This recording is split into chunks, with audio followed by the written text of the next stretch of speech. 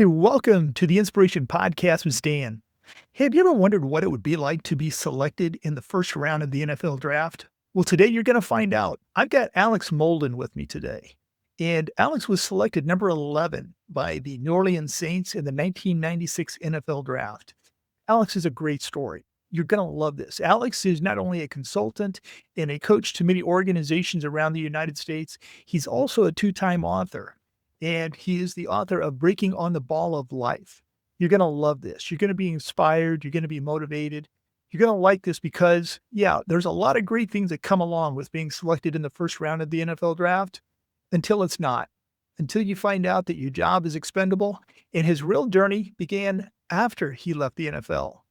Hey, grab yourself a virtual cup of coffee. Let's sit back, relax, and let's enjoy this episode of the Inspiration Podcast with Stan. Hey, I'm Stan Gibson, and this is the Inspiration Podcast. Let's get to it. As promised, I've got Alex Molden in the house. Alex, how you doing, my friend? Man, I'm doing great. I'm doing phenomenal, man. I'm healthy. I'm about to get a workout in a little bit later, maybe right after this. But yeah, no, life is good, Well, Stan. fantastic. And I told you that, we've talked a few times. I love you every day of the year except when the Illini play Oregon, my friend. That's right. That's right. Yeah, yeah. And I watched the game when they played Washington. Yeah, it didn't go all that great for you No, guys. But you'll bounce back. You guys bounce well, back. I'll tell you what, Oregon's typically on their annual good run as usual. So, you've got a lot to look forward to, but tell me about it. Let's go back a little ways. Again, I've already told my listeners you were the number 11 overall pick in the 1996 NFL draft. And you were riding high back in 93 through 95 in college. Tell me a little bit about what that was like to be highly recruited and to be out there in demand, being the athlete you are, my friend. Well, it was, being recruited, it's really cool when anytime you get wine and dine and people telling you how good you are and how you can help them have success, no matter if it's in sports or in the corporate world. I mean, that's pretty cool, right? But then once you sign and once you get there, now the work has to be done. And, when I signed with Oregon, they weren't the Oregon like they are today. They was at the bottom of the Pac-10. But I saw something, I had a vision, man. I wanted to go somewhere where I wanted to play early and I wanted to be a part of something that I left it better when I left. When I got there, I left it better when I left. And then, of course, I wanted to play, professionally.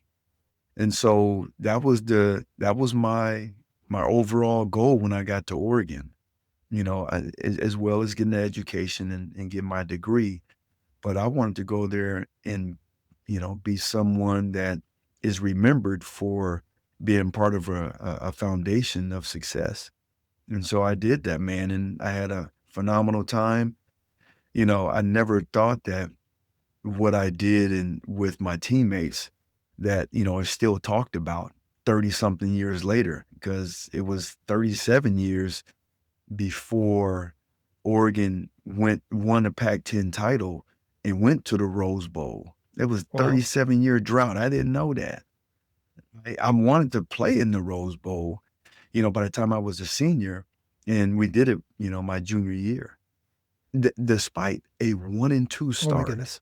it just goes to show you that it's not about how you start. It's always how you finish. How would have Yeah. the NIL impacted your recruitment? Would that have brought a whole different line of dynamics to it? Oh man. Well, yeah, as a 17-year-old, who didn't know what influence was and, having, a single mom and a twin brother, we didn't have a whole bunch. Well, I think it would have played a huge role. But looking at it now as a 52-year-old in a 17-year-old body, I still would have set my foundation on how I make decisions. It wouldn't have been based solely off finances. It would be off like what I really wanted to get out of the Yeah. experience. So as a father, now you and your wife have 8 children, is that correct? And you got one that's in the NFL right now and, doing really well, don't you? Yep, he's in his 5th year, and he's with my old team, the Chargers, even though they're in a different city. But, yeah, it's pretty cool. Yeah, so Elijah Molden. So, yeah, he's looks like he's really, doing well. So I'll tell you what, let's start because your journey isn't just a journey success each and every day. I mean, you really kind of, I know that you went to the New Orleans Saints and eventually became a free agent. But let's walk the audience up through because there comes a point in time with your success and with being a free agent that things are going well until they're not. But kind of take us through that journey. Yeah, playing 5 years with the Saints, that was like, the team that gave me my first chance at being in the NFL. My contract was up. I wanted to stay, but they didn't they didn't want me. They didn't offer me. And so I became a free agent, which now when you're a free agent, teams come to you and then you can pick and choose. Well, I understand like when a team calls you on the first day of free agency, they really like you. You know what I'm saying? It's like going to a party, back in the day when I was in high school. And then the first girl, soon as you walk in, the first girl comes and tries to holler at you. Like, man, they really like you, you know? So, when they called, I'll never forget, I was playing golf and I wasn't expecting any phone calls, on the first day of free agency, but lo and behold, the Chargers called. The Chargers called my agent, and my agent called me, and the next day I was on a flight out there, being wooed by the Chargers. San Diego's a beautiful spot. Mhm. I loved how their defense was ran, and I just felt that I would be a good fit. And, they started talking numbers, and the numbers came out right. And next, I was a Charger. So you signed a what 3-year contract or how long of a contract did you sign? No, shoot, back then I think I signed like I might have signed a 5-year 5. Okay. contract. Yeah, 5-year contract, but I only played 2 years out of it. I only got 2 years out of it. Unfortunately, with injuries, it kinda cut my time down short there, but it was it really taught me, the NFL is not about how fast you are. It's not about, the relationships that you might create in the locker room. Those help, but you have to stay healthy so you can be productive. And if you're not productive, they'll find someone else, maybe even cheaper or younger, to replace you. And I had that. And it was one of the reasons the New Orleans Saints drafted me in the first round. I was there to make the team better and to push an older DB. And so when that happened, my second year with the Chargers, I was going into my 7th year, and the Chargers drafted Quentin Jammer with the 5th pick out of Texas. And so I was like, "Oh, they whoa, they telling me something." Right? Because the previous year, I didn't finish the year because, I had 2 surgeries, and I finished the year on IR. So, I understand it's a business. And, the sooner you can understand that, the faster you won't get blindsided. So, I mean, it's a cutthroat business, but you have to stay healthy. You have to be productive. Yeah, I saw some numbers. I was reading several articles that you were quoted in. And, you talked about the fact that, your job's never safe. I think the numbers that you quoted was there's 32 teams in the NFL, and roughly that comes up just shy of 1,700 total players, but yet every year there's 7 rounds of draft. And so that's producing about 260 new players, not including free agents coming out. So there's 300 to 400 new guys out there ready to take a fourth of the positions that are already in the NFL. So your job's really never safe, is it? Your job is never safe. And I'm gonna tell you, when I was with the Saints, or actually every team I was with, I didn't know this because so when you play on Sundays, you come in on Monday, you watch film, you get a light run in and a workout. And then Tuesday is generally your day off, right? And w- when your day off, you don't have to come in to the facilities. That's your time. You can go. I remember I used to go play golf just to kind of get away from the grind of it. But when you're injured, you have to come into the facilities, do some treatment, and then you're off. And I remember, I think it was my second year in the NFL. I came in on a Tuesday and I looked out on the field and I was like, man, there's like 15 to 20 guys out there. Like, what's going on? What are they doing? I said, oh, they got tryouts.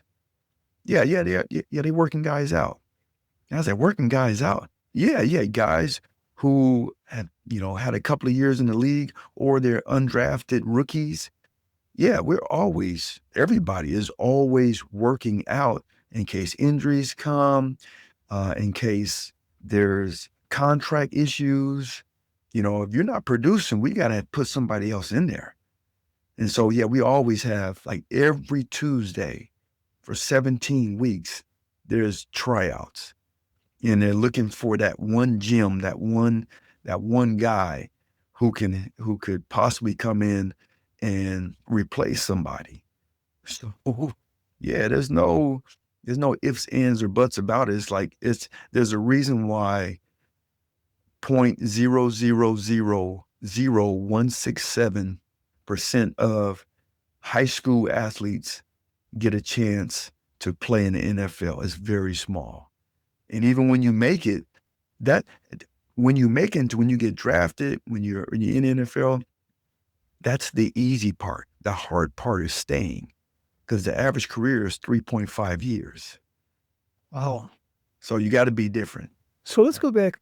Let's not leave the Quentin Jammer thing too early because from words, your words, not mine, but that was a gut punch. And because you were highly touted, yeah, they were courting you, as you said, the first day of free agency. You were the man. They gave you a nice contract. You were the man. You were coming in to really anchor part of that secondary, and yet hurt, banged up a little bit. And in the first round of the following year, Quentin Jammer's their man out of Texas. Tell me about that. I mean, what was going emotionally through your mind as you now start to say, wow, this isn't playing out maybe just as I thought? And what did you do to overcome that? Yeah. So I'll never forget. We was at the I wasn't at the draft, but we was at the stadium. And typically during draft day, they have a big fan fest. And they invite a bunch of the team members, the starters or whatnot, to come to the stadium and have a stage. They got hot dogs, they got popcorn, they got jumpy houses, they got all these different deals. And then they got the draft on the big screen. And so I'll never forget, I'm over there signing autographs, having a good time. And then next thing you know, there is with the fifth pick, the San Diego Chargers select Quentin Jammer. And I felt like everybody looked at me like, this is awkward, right? Because the other corner, he made it to the Pro Bowl. He led the NFL in interceptions. I didn't even finish the season. So everybody knew why they picked Quentin Jammer, right? And I thought that I was going to get a phone call like the next day, they was going to release me. They was going to let me go. And that phone call never happened. And then months later, we go into training camp, right? And I've seen it. I've seen the first day, even before practice starts, like they let guys go, right? They released them, they cut them before the first practice. So I've seen it. And when I was checking in and I had my fan, my briefcase and all my stuff, right? And the GM, John Butler, yells at me, "Hey, Alex, after you get checked in, come to my office, come see me." And I'm like, oh, here we go, right? And so I do all that stuff. I drop my stuff off. I come to his office, knock on the door. "Hey, John, how you doing?" come on in, Alex. And he said, hey, have a seat. And I'm like, man, here it goes. And he said, Alex, we're going to renegotiate your contract. And now I have no, I don't have anything to say. I can't, You have no leverage. Yeah. combat him. Yeah, I have no leverage. Thank you. I have no leverage. And so, okay, so Alex, here's what we're going to do. We're going to reduce your salary. You're going to get minimum. And at that time, minimum, I was scheduled to make 2.1. And minimum, I think, for a veteran player was like 650. And so I'm going to make Yeah. significantly, amount less. And so he said, but Alex, what I'm going to do, because I think this will push you to become the best player that you can be, because I've seen how you work. And I know this will make you better. So here's what I'm going to do. If you play 65% of the defensive snaps, I'll give you a bonus. If you play 75%, there's another bonus. If you play 85%, there's be another bonus. If you play 95% of the snaps, you can get all your money back. And I was like, shoot, where do I sign? Let's go. I don't got to talk to my agent. Where do I sign? Right. But I knew that I had a system, right? I had a system that I had been perfecting since my second year. And I learned it from the best coach I've ever had. And I only had him for 1 year. His name was Willie Shaw. And that system was predicated on 3 things. And those 3 things, they were so foundational that I still use them to this day. I use them to this day when I speak, when I coach the different executives that, in terms of leadership and personal development, I use these 3 principles. And I was taught to me by Willie Shaw. And he said this. It was the first day of practice. It was in the spring. And it was after practice. I had a great practice. I had interceptions. I was balling, right? But he didn't say anything, during practice. He wasn't giving me, hey, way to go. Good job, Alex. It was none of that. And after practice, he said, hey, 2-5, come see me. Come here. And so I hustled over there and I was like, okay, here's where he's going to give me, my kudos, right? And he said, hey, 2-5, do you want to play a long time in this league? And I was like, well, absolutely. I mean, if I play a long time, that means I make a lot of money. He said, if you want to play a long time in this league, you need to understand these 3 things. You need to understand your assignment. You also need to understand your alignment. And you need to be ready to adjust. So assignment, alignment, and adjustment. Assignment, you need to know your role. You need to know your job inside and out. And I was like, oh, yeah, okay. Yeah, the playbook, I know that. He said, you need to know everybody's job on that defense. Because when you understand their roles and their responsibilities, it'll make you play faster. It can help you hold them accountable when they're not in the right place. So I was like, oh man, I didn't know. I thought it was just me knowing my job. No, you need to know the safety. You need to know the nickel, the corner, the opposite corner, the outside linebacker. And I was like, I've never been told that before. So I was like, okay, I need to get back into the playbook. He said, you need to know your alignment. I said, okay, alignment. Typically it's 7, 8 yards off. Yeah. No, you need to be precise.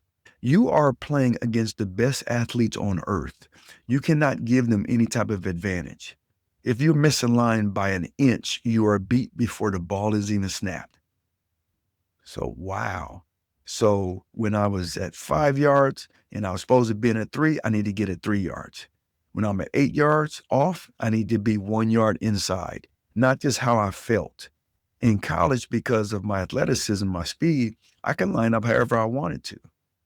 But at the highest level, you have to be aligned correctly. And then the third thing is you need to be ready to adjust, right? He told me, this isn't Pee Wee. This isn't like Pop Warner. Nobody's going to line up and just snap the ball. There's going to be a shift. There's going to be some type of motion. There's going to be some type of audible. all right? Because an offense is they're trying to get information, and they do that by moving people around. You need to be, said you wasn't ready for any type of the adjustments. So if you want to play a long time, you need to know your role and everybody around you. You need to be aligned correctly, and you need to be ready for adjustments. And I mastered those three things after that conversation. So when it got time, when they drafted Quentin and I was going through the contract restructuring, I had that in my back pocket because I know a young guy is not going to put that much emphasis on those three things. And so every day in practice, I was I was hyper focused on those three things. And then what happened was I had the best year in my football Mm. career. And I kept that dude, that first round draft pick, I kept him on the bench, right? And I got all my money back. So there's benefits of having a framework, right? And I'm sure, Stan, I mean, you have a framework and how you operate and how you do things. And those things, man, when you can have a framework that is solid, that doesn't just, when hard times come, it just crumbles.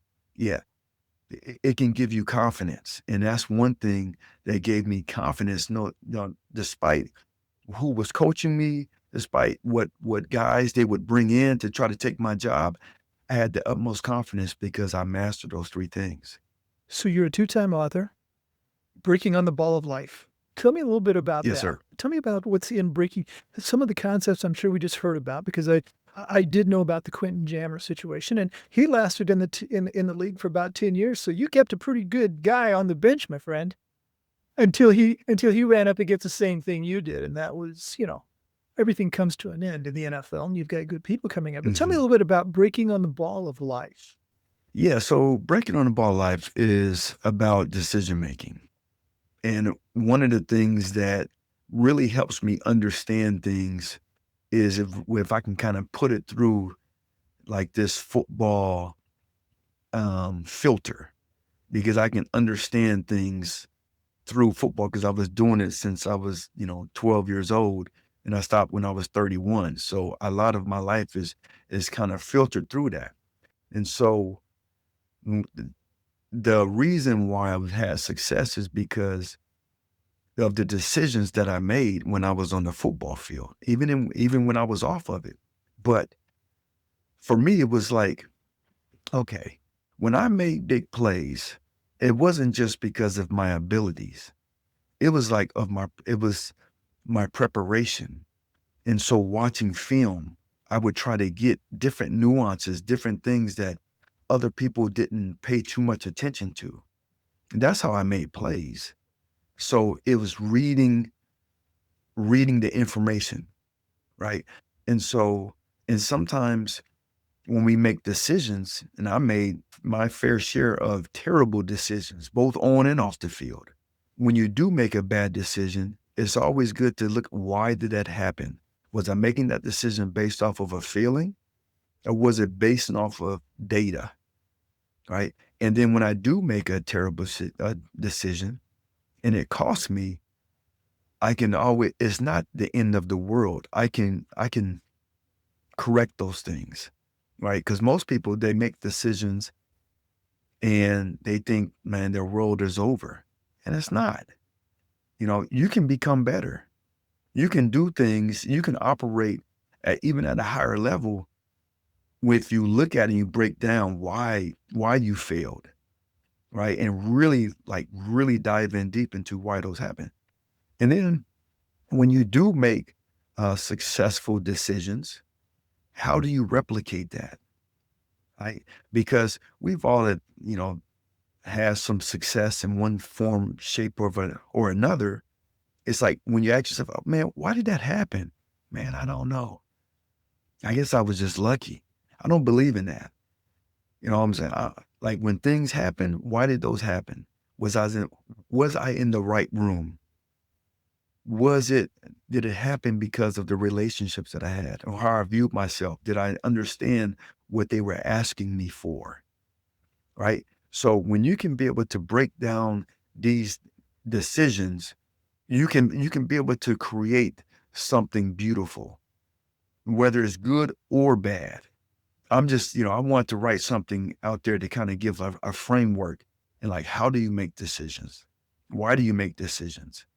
And then when they're wrong decisions, how can you correct those so that doesn't happen again? So breaking on the ball of life. Check it out, everybody. You know, Alex, we were talking probably, I don't know, maybe a month ago, but you told me a fantastic story about getting out of the NFL and, of course, feeling like you're going to be in demand. You're a celebrity. You've just got a lot going, and who wouldn't want to hire Alex Molden? And you had a real eye-opening experience, didn't you, my friend? Absolutely. Absolutely, man. So when I stopped playing football, I thought that, okay, this is great. I played 8 years, twice the number of, the average NFL career, made good money, still had my health, a beautiful family. I mean, we was living in San Diego. Come on now. Right. And I was just thinking, okay, I get to work out when I want to, if I want to. I'm going to play lots of golf. I can, drive my kids to school and be involved in all their activities, volunteer at the school and whatnot. And I did that, was killing it. But after about 6 months, man, it was like, this is not what I envisioned my life after football to be. This is not the feeling that I thought. And so I was like, okay, let me figure this thing out, man. What am I going to do after football? And so I got involved in the nonprofit sector in San Diego. And so I did that. I was a development consultant. So we helped raise money. Did that for about like 6 months. And then we moved up to Portland. As soon as we got up to Portland, I was like, okay, I guess I want to keep following this nonprofit world, but where do I start? And I ended up getting on, the internet and found that there was an opening. There's an entry level position. And I was like, oh, cool. This is perfect. So I applied for it, sent my little resume in. I got an invitation to come and interview for it. Got dressed up, nice suit, tie, shiny belt, shiny shoes. And I went into this office and had an interview. So I know about preparation because it's something that helped me along so much when I was playing football. So I prepared, like over prepared, like did all the research on the organization, how they raise money, who they affect, all that type of stuff, donors. And so I went in there and I was strapped with information. And so the interview started and I was killing it. Right. She was asking me all the different questions about the organization. But then everything turned when she started asking me questions about me. I didn't have the answers. Or if I did have the answer, it sounded a lot like football. And she stopped the interview after about 20 minutes. And she said, Alex, honey, sweetie, you ain't going to get this job. And let me give you a little bit of advice. She said, before you go on any more job interviews, you need to find out exactly who you are. Because right now I'm asking you questions about you. You don't know who you are. You keep talking about something that you did, not who you are. I want to know about who you are. And I was like, oh my goodness. She got up, walked me to the front door, shook my hand, wished me good luck. I went to my car and I cried my eyes out. I never cried like that ever before in my life. It was something that shook me to my core. This lady who had just met me, she wasn't impressed about what I did, my experiences, the platform that I had. She didn't care about that. Her number one thing is like, what type of person are you? I was stuck. And I wish I could have like told you that, man, that moment I knew something had to change in me and I needed to find out who I was. It took years for me to understand not just what I wanted to do, but who I was. I started to think about, okay, who am I with it? Man, what I want to do with it? Well, shoot, let me just go back to something that I know, football. So I started thinking, okay, Alex, What gave you so much success? Why was you able to do the things that you was able to do? Like abnormally, why didn't you play 3.5 years? You played 8. Now I'm serious. I asked myself those questions and I was, hold on. What was the framework? Assignment, alignment, adjustment. I just need to take that framework and then put it into my life now without football. So then I started thinking, okay, what's my assignment? Like, what do I want to do? But first, before any of that, who am I? And so I started asking my question, who is Alex Molden? What do I love? What do I like? What do I hate? What do I wake up in the morning and I'm like, I can't wait to do this. So I started asking myself these different questions. What's my assignment on this earth? And then once I did that, I was okay, alignment. How am I aligning my life? Is it my career? Is it what comes first? So to be honest, it was my career that was first. It was my family that was second. It was my health that was third. That might even been second. Is my hobbies fourth, and then my faith was fifth. When I started like, okay, what if I did it like this? What if I had like, okay, my family, right, as a rock. I had my career as another rock. I had my health, my hobbies, right, my family. And then what if I had my faith bubble wrapped in all of that? I said, yeah, I like the sound of that. So then anywhere I go, my faith is with me. So then, and then the adjustment part, I need to adjust how I view myself. Right? I can't just lean on what I did, my experiences. Right? I need to find out who I am, the relationships that I have, the people that I was hanging around with that wasn't really pouring into me. I need to make adjustment. And then in my character relationships, I was very transactional. I was very transactional. If you weren't gonna do nothing for me, Stan, I ain't doing nothing for you. Period. And I saw how that looked and how, man, that's a terrible look. So I started to make those different changes. And I needed the overarching thing, I need to find out what leadership is and its influence.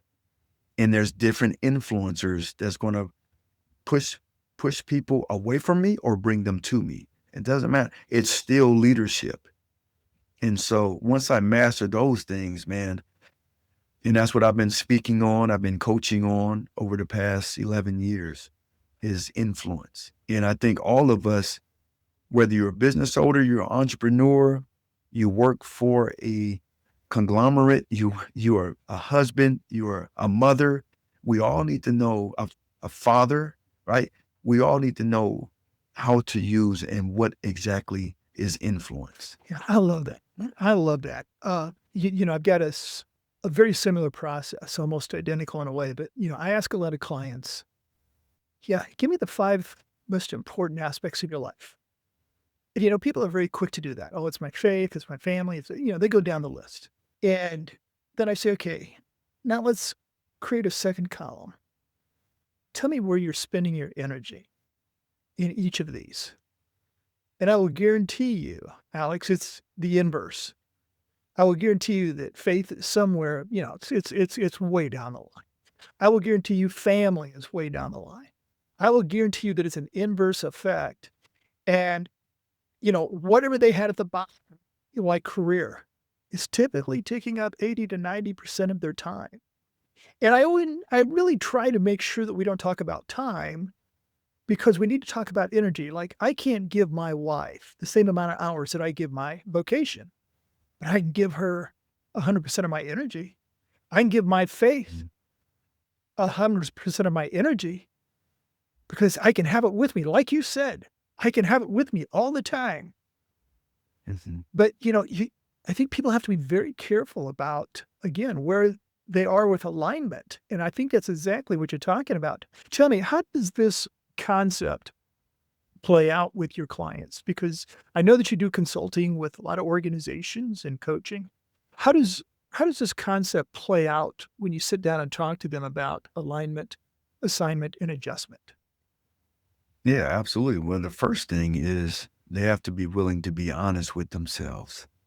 Number one, they have to be honest. And so I come in like, hey, look, there's no judgment that's going to come from me. My job is to be able to help you get to where you want to go. Number one, no matter if it's a client or a company, where do we want to get? What do we want to do? What do we want to create? That's always my first question. Okay. And then from there, it's like, okay, now who do you need to become to get there? You have to be honest though. Don't tell me what you think I want to hear. You have to be honest. And a lot of people, they get stuck based off of intuition. And intuition is the most powerful influencer, right? We talk about what leadership is, right? And how we make decisions. Intuition is the most powerful influencer, is also the most unstable. People make horrible decisions based off of a feeling. Something happens to them, they see something and they react, and they get it confused with thinking. The prison system is filled with people who make decisions like that, and they don't think about the consequences that come along with those decisions. So I make sure that, with my clients, we need to first, okay, where do we want to go? And then we just build a plan. What type of alignment that do you need to have? Like, what is that big thing that has to be? So we start to lay down foundations. How do you want your culture to be? I don't care if it's at home or if it's at work. How do you want that to look like? Okay. So we just kind of build this framework, and then we start to layer it. Okay. What if somebody comes in who has a ton of talent and they can help you make money in your business, but because of how they act and who they are, they can start to poison, that bad apple, right? I can spot them a mile away because I've seen it. All right. I've seen it at every level of sport. All right. So based off of those things, I can see it and I can see how it can affect the whole culture of them. So I ask hard questions. If that person, they can do all these different things, but they come in here and you find out they're unfaithful to their partner. Are you still going to keep them? Do you think that, because they're showing you a part of who they are. They talk behind people's backs, right? Is that okay with you? No, it's not okay. Well, let's make sure when we're, in the hiring process, these are the different type of questions that you need to be able to get into, to find out who they are. So you can stay aligned and keep the integrity of your organization, right? So we talk about those different things. We're talking about your assignment, making sure everybody knows everybody's job, everybody's role. Because when you start to understand other people's role, instead of just being in a silo, all right, now I did my job, but what if Susie over here, you did your job, but you was 2 hours, you was 2 hours late. What did that do to her job? Does it make it easier? Does it make her tougher? Right? Everybody needs to know what their roles and responsibilities, but also the others who are working with them. They need to know. Not saying that they're going to take their job, but they need to be on the same page. Right. And then the last part is the adjustment. Yeah, making sure, like, man, things are not going to always be pretty. They're not always going to go perfect. There's going to be things that are going to be out of your hand. How do we build a plan when things don't go as planned, right? Having a backup to the backup to the backup plan. How do we do that? So I just help them create those things. And then, I make sure I hold up the mirror to them. I'll hold up the mirror and it's like, hey, you don't get mad at me. You set this, because we're setting standards, right? And these standards aren't met. You just got to look in the mirror. I'm just holding up the mirror. Are you okay? Or do we need to change the standards that you want? Right? It's the same thing I do. I coach high school football. The first day is the most important. Just like that job interview, right? It's the most important day. The first day I always ask my guys, I say, hey, what do we want to achieve this year? And all of them say, we want to win a state title. Great. I've been there. I have the experience 3 times. I know what it takes. Are you willing to do what it takes? And they all say yes. So then I was like, okay, what do you think it takes? I don't say anything. So they start to give me the information of we got to be on time. We got to work hard. We got to be in shape. We got to get stronger. We got to be great listeners. We got to learn from other people's successes and failures, all these different things. And I'm just writing it down, just taking data, because this is the standard that they've created. So when they don't do it, hey man, you was late, or you're not conditioned. You're not going 100%. I can look back. You said everybody has to go 100%. We hold each other accountable. You're not doing that. Do we need to change the standard, or do you need to step up to the standard that you guys created, not me? You're a gem, my friend. I'll tell you what, I want to, I don't want to say closer, but you gave me a great funny story. And if we can just touch on this, because I just found it so amusing. But when we were talking probably about a month ago, I noticed you had a really nice watch on, and I asked you about it. And you had a funny story because in the NFL you had some pretty nice bling on your wrist. Oh, I told you You that did, story. you did, I you didn't did. know that. Okay. I thought it was so funny because I know it involves Junior Seau, and if people are listening, Junior Seau is probably one of the best linebackers to ever play in the NFL. But you were a young buck, and you were showing the bling. But tell me a little bit about that, because I just thought that was a humorous story. Okay, so I'm on my first. We're playing a preseason game, right? And so you have to understand the culture, right, of the NFL back in the early 2000s, and it's probably even worse now. But understand the culture, right? The culture is you got to have the best of the best, because you are a professional athlete. So you got to have the best car, you got to have the best clothes, glasses, watches, the bling, all that type of stuff, right? So that's what I've been told and I've been taught. And so I'm in my 6th year, and we're getting, we're boarding a plane, and Junior, who's, he's not with us anymore, but just a stud, not just football player, but person. And he was the glue. He was the captain. He was from San Diego. Now he's played at USC. Now he's playing for the Chargers, right? And so I'm walking up there, and I have this Rolex on. Not this one. Not this one. This one's tamed down. This is tamed down. My first one, Stan, it was gold. I had diamonds everywhere. It would blind you. I had diamonds everywhere, right? And so, I got my suit on, I'm looking sharp. I'm going upstairs. I'm feeling good. Nobody could talk about me. What you talk? And then Junior, he stops me. He said, "Hey, Alex, is that a Rolex?" Why, yes, it is, Junior. It is a Rolex. That's a Rolex. How? Why you got all that shit on it? He said, I beg your pardon. These are diamonds. What are you talking about? He said, dude, that's like having a Bentley and you have 26-inch rims on it. You don't need it. It's a Bentley. It's a Bentley. And I was like, man, he made me feel about 2 inches big, man. I took my little Rolex and I walked to the back of the plane. Man, I want to tell you, about 3 days later, I traded my Rolex in, and I got what they call this? They call it a plain Jane. A plain Jane is just a Rolex, no diamonds needed. And it was but it was something that, like, it made sense.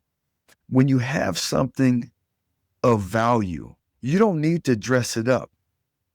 You know what I'm saying? Like, we all have value. I don't need to dress myself up to be able to show that value. You know what I'm saying? Like, Right? and when you do, if you do dress up, you're gonna dumb it down. It's gonna look all gaudy, and it's gonna look like, no, yeah. So this is a reminder. It's a reminder of my good friend Junior Seau, and that story will always stay Oh, with me. But it made so that I wish I would have heard that story years earlier when I was a rookie, when I was buying junk. I was buying diamonds and pearls and all that stuff because I thought that was what you're supposed to do because it's the culture. So now my son, who's in the NFL, he's heard those stories. He has a plain Jane, um, uh, what he has, the car, the yeah. Tesla. Yeah, Tesla.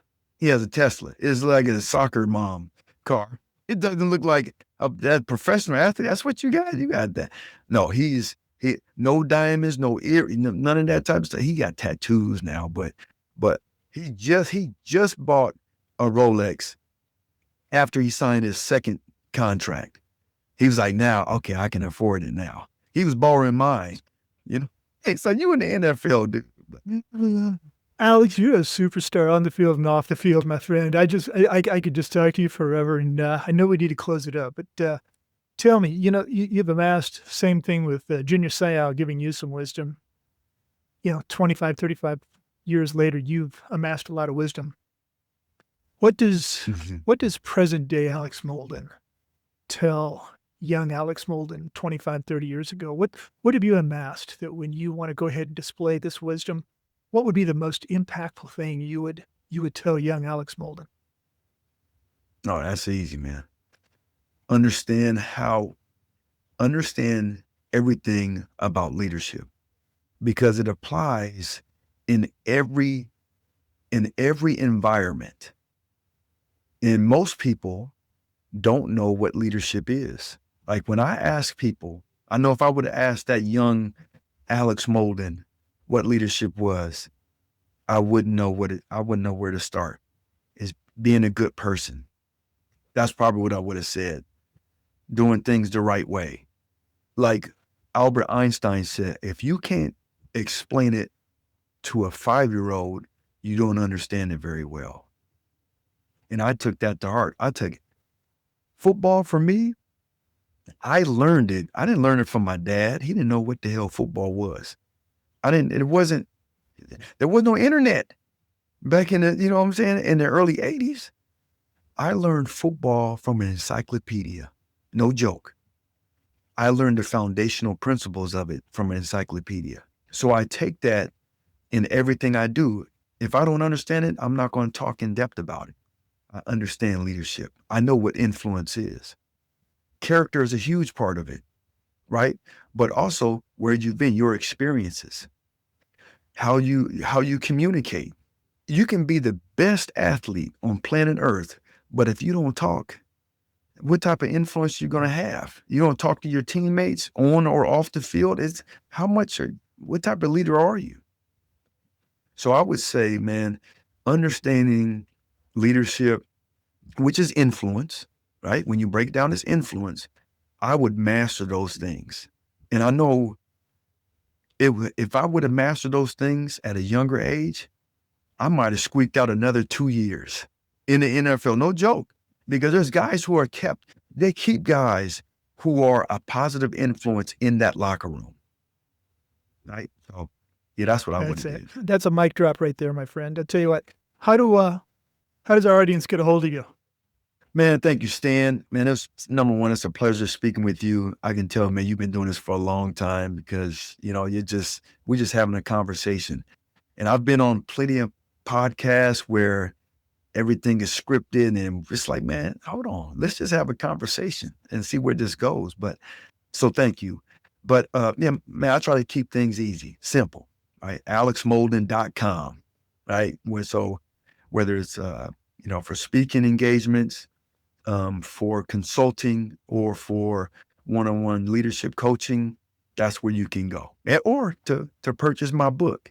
Yep. So AlexMolden.com. AlexMolden.com. AlexMolden.com.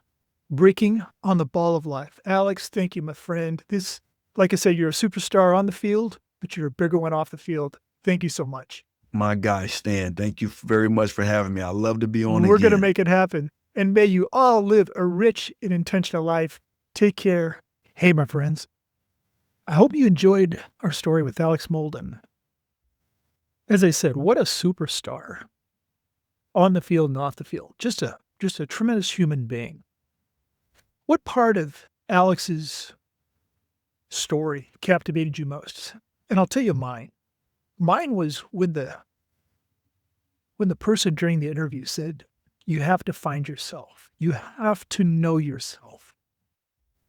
That just resonated with me. I am the creator of the mastermind class, and what we do in this mastermind is we work with emerging and senior leaders, and there's two different classes, one for emerging leaders, and I've got another one for seasoned leaders. And the real premise behind it is exactly as Alex talked about. It's about know who you are and know who you're not. It's about having self-awareness. And that is absolutely the platform for leadership is self-awareness, emotional intelligence. If you're interested in this, please go to leadwithstan.com, leadwithstan.com. And I'm going to give you a few tools that'll help you in your journey, in your leadership. You're going to find out a little bit more about where you are in the spectrum of having self-awareness and well-being and being productive as a leader. I hope you enjoyed this. I hope you enjoyed this time because I tell you what, interviewing people like Alex Molden is why I do podcast. It seems like I just have one great conversation after the other, and the next one coming up is going to be truly special because the reason I got into living a rich and intentional life was because of a comment made from a dear friend of mine about 12 years ago as he was battling cancer and had a 50-50 chance for living another 5 years. And he looked at me and he said, "When death becomes certain, life becomes rich." When death becomes certain, life becomes rich. Stay with me. I'm having a lot of fun along this journey, and I hope you are too. May you all lead a rich and intentional life. Have a great day. Well, that's it for today, my friends. I hope this conversation sparked something meaningful for you. If it did, share it with someone who could use a little inspiration too. You can find more tools, stories, and coaching to support your journey at stangibsonspeaks.com.